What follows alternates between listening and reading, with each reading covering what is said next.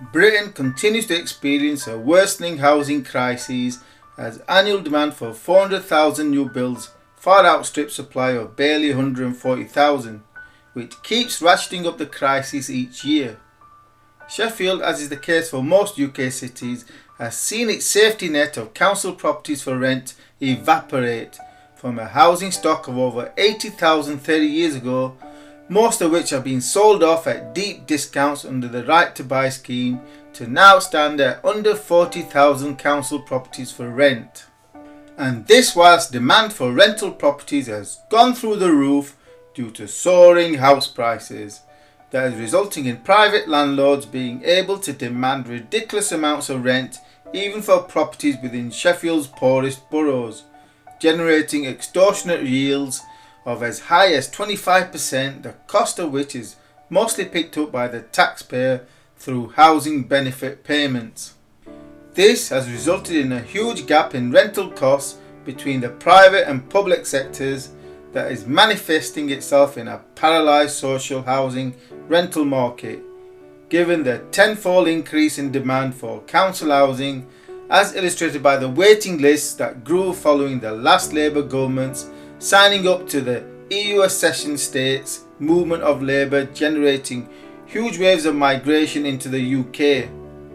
So into this mix, Sheffield City Council is in the process of completing its first council house properties in 30 years, located in the deprived area of Darnall.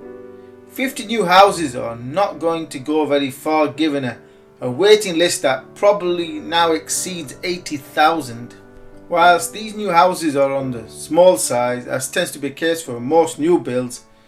nevertheless they are new and efficient with even solar powered heating.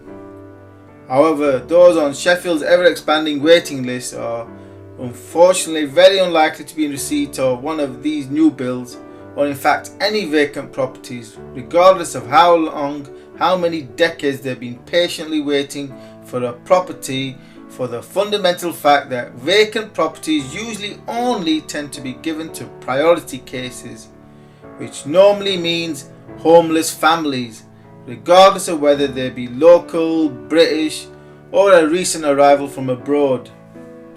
Therefore, whilst the Sheffield City Council can publicise the building of 50 new council properties,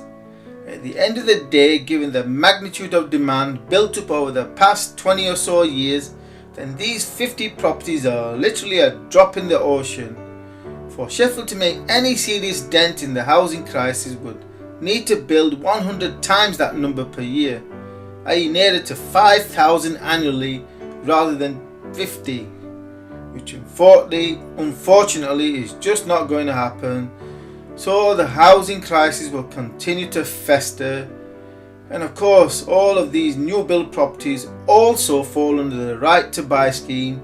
so after a few years will be bought by tenants and sold on to probably private landlords, and thus